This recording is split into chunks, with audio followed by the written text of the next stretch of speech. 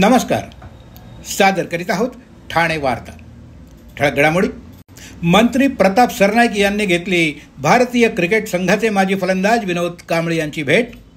नौपाडा भागातील ज्वेलर्स दुकान लुटणाऱ्या आंतरराष्ट्रीय टोळीला 72 तासात खंडणी विरोधी पथकानं गुजरातमधून केलं जेरबंद.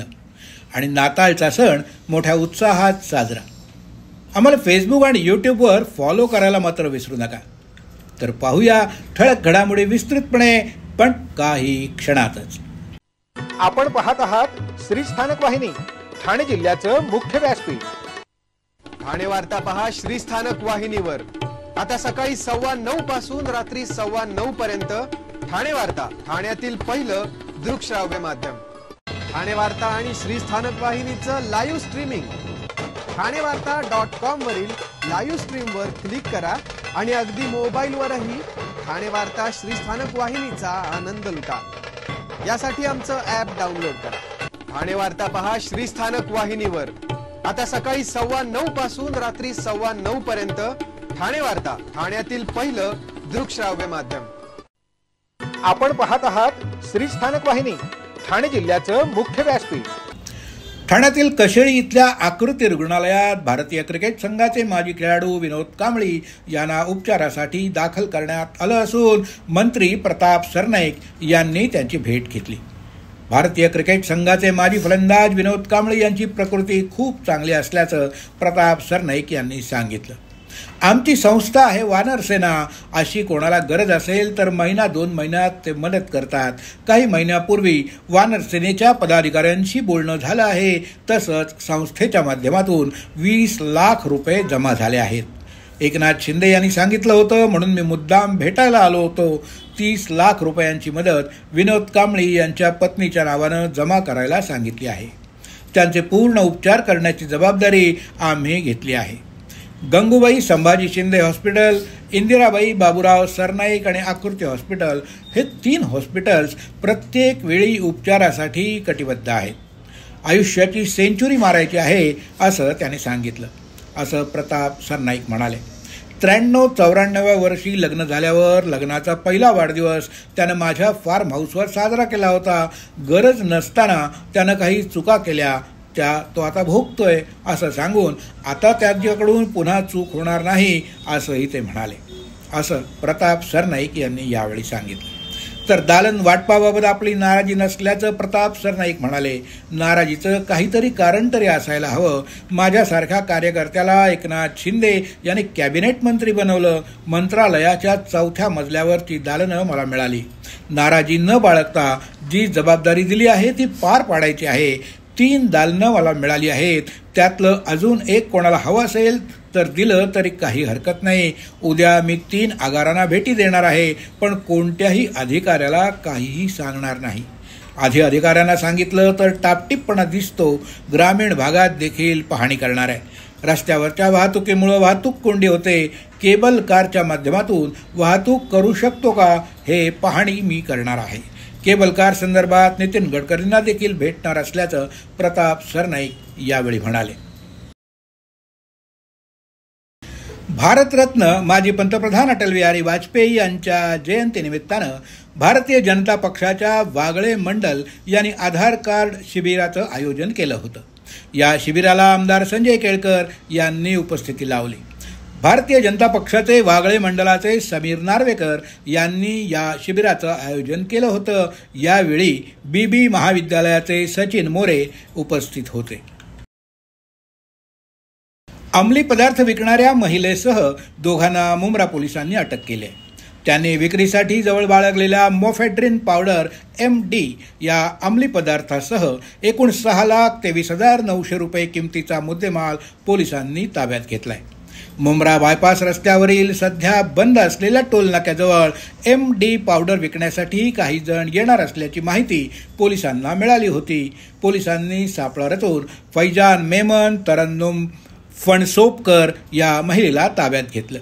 त्याची अंग झडती घेतली असता त्यांच्याकडे त्याने विक्रीसाठी जवळ बाळगलेली अनुक्रमे 102 आणि 200 ग्रॅम MD पावडर आढळली. त्याच्याजवळ असलेला इतर मुद्देमाल ताब्यात घेऊन पोलिसांनी 2 अटक केली. 13 वर्षाच्या अल्पवयीन मुलीच्या हत्या प्रकरणी आमदार सुलभा गायकवाड ॲक्शन मोडवर आले आहे.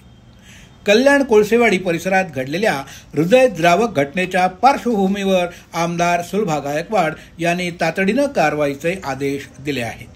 पोलीस उपायुक्त अतुल झेंडे यांची भेट घेत त्यांनी या घटनेबाबत सविस्तर माहिती जाणून घेतली. सुलभा गायकवाड यांनी या प्रकरणातील आरोपीला लवकरात लवकर अटक करून पीडित कुटुंबाला न्याय देण्याची मागणी केली आहे. त्याचबरोबर कोळसेवाडी पोलीस ठाण्याच्या हद्दीत असलेल्या बंद पोलीस चौकी पुन्हा सुरू करण्याचा आग्रह करून परिसरात पोलीस बंदोबस्त वाढवण्याची मागणी देखील केली आहे. ठाण्यातील नौपाडा भागातील ज्वेलर्स दुकान लुटणाऱ्या आंतरराष्ट्रीय टोळीला 72 तासात खंडणीविरोधी पथकानं गुजरात येथून जेरबंद केलं आहे. गुजरात आणि राजस्थाननंतर महाराष्ट्रामध्ये देखील चोरट्यांचा सुळसुळाट वाढला आहे. या प्रकरणी एकूण 5 आरोपींना अटक करण्यात आली आहे. या आरोपींकडून 5.5 किलो वजनाची चांदी आणि 483 ग्रॅम वजनाचं सोनं आणि इतर मुद्देमाल असं एकूण 29 लाख रुपयांचा मुद्देमाल जप्त करण्यात आला आहे. आरोपींना 2 दिवसीय पोलीस कोठडी ठाणे न्यायालयानं सुनावली असून मोठं रॅकेट असण्याची शक्यता पोलिसांनी वर्तवली आहे. अहो, आपण आपलं घर स्वच्छ सुंदर नीटनेटकं ठेवतो ना, मग आपण आपल्या शहराच्या बाबतीत उदासीन का? आपलं शहर स्वच्छ सुंदर आणि नीटनेटकं ठेवणं ही आपली जबाबदारी आहे, हो ना? मग उचला फोन आणि विना परवाना होर्डिंग्स बॅनर्स कुठे दिसले तर 1800 222 108 या टोल फ्री क्रमांकावर कळवा किंवा 750 69 46 155 या भ्रमणध्वनीद्वारे आपली तक्रार नोंदवा किंवा महापालिकेने तयार केलेल्या स्टार ग्रेड ॲप्लिकेशनद्वारे आपली तक्रार नोंदवा. त्याची दखल त्वरित घेतली जाईल. लक्षात घ्या, आपला छोटासा सहभाग आपलं शहर स्वच्छ सुंदर आणि नीटनेटकं बनवू शकतो. जसं आपलं घर तसं आपलं ठाणे शहर.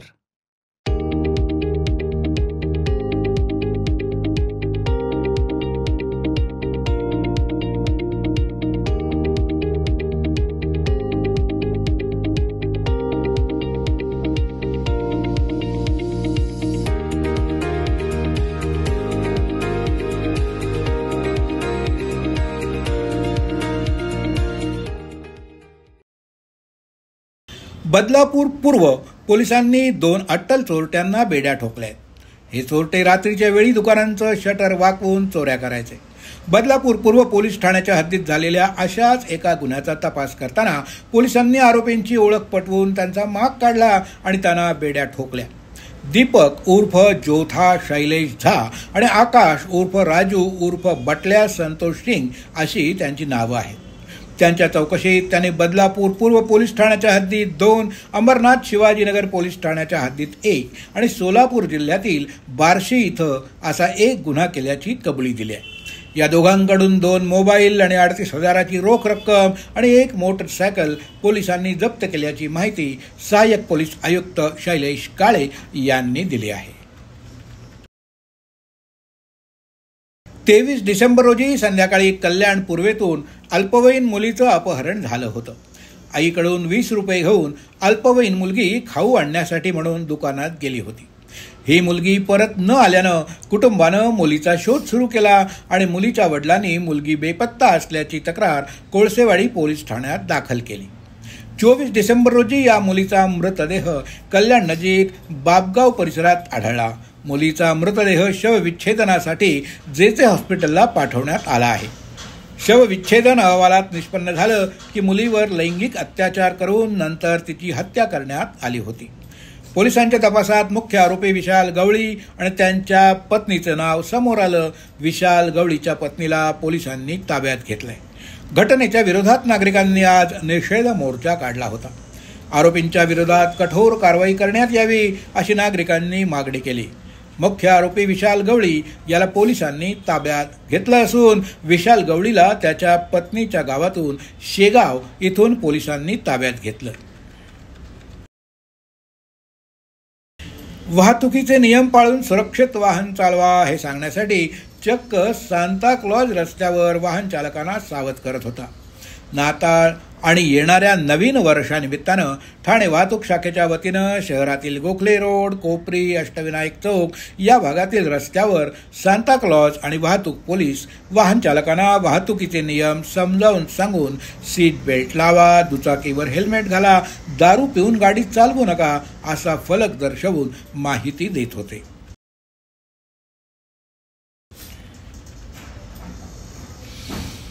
जगाला प्रेम आणि शांततेचा संदेश देणाऱ्या येशू ख्रिस्ताचा जन्म सोहळा जिल्ह्यातील विविध चर्चेसमध्ये मोठ्या उत्साहात आणि पारंपरिक पद्धतीनं साजरा करण्यात आला. नाताळ उत्सवाच्या निमित्तानं विविध चर्चेसवर मोठी रोषणाई आणि रंगरंगोटी देखील करण्यात आली होती. अनेक चर्चेसमध्ये ख्रिस्त जन्माचे देखावे उभारण्यात आले होते. ख्रिश्चन बहुल भागात नाताळचं वातावरण विशेष जाणवणारं दिसून आलं.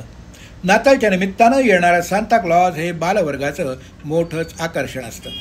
नाताळच्या आदल्या दिवसापासून फिरणाऱ्या या सांताक्लॉजकडून खाऊ खेळणी घेण्यासाठी बालवर्गाची धडपड सुरू असल्याचं सर्वत्र दिसत होतं.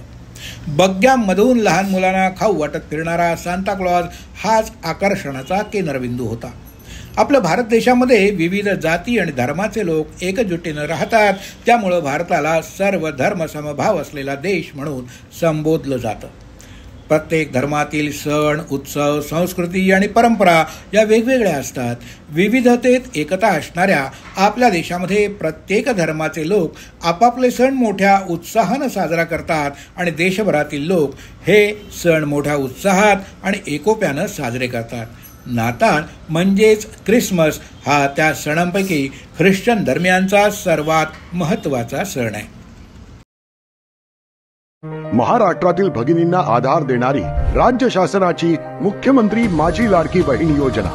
या योजनेअंतर्गत अल्प उत्पन्न गटातील 21 ते 65 वयोगटाच्या भगिनींना मिळणार दरमहा 1500 रुपयांची मदत. अर्ज करण्यासाठी 31 ऑगस्ट 2024 पर्यंत मुदतवाढ. कुटुंबाचं वार्षिक उत्पन्न 2.5 लाख रुपयांपेक्षा कमी असलेल्या महिला पात्र. कुटुंबाकडे पिवळं किंवा केशरी रेशन कार्ड असल्यास उत्पन्नाचा दाखला आवश्यक नाही. पांढरं रेशन कार्ड असेल किंवा रेशन कार्ड नसेल तर कुटुंबाचं वार्षिक उत्पन्न 2.5 लाखांपेक्षा कमी असल्याचा दाखला आवश्यक. योजनेसाठीचा ऑनलाईन अर्ज नारी शक्ती दूत ॲपवरून किंवा पोर्टलवर भरता येईल.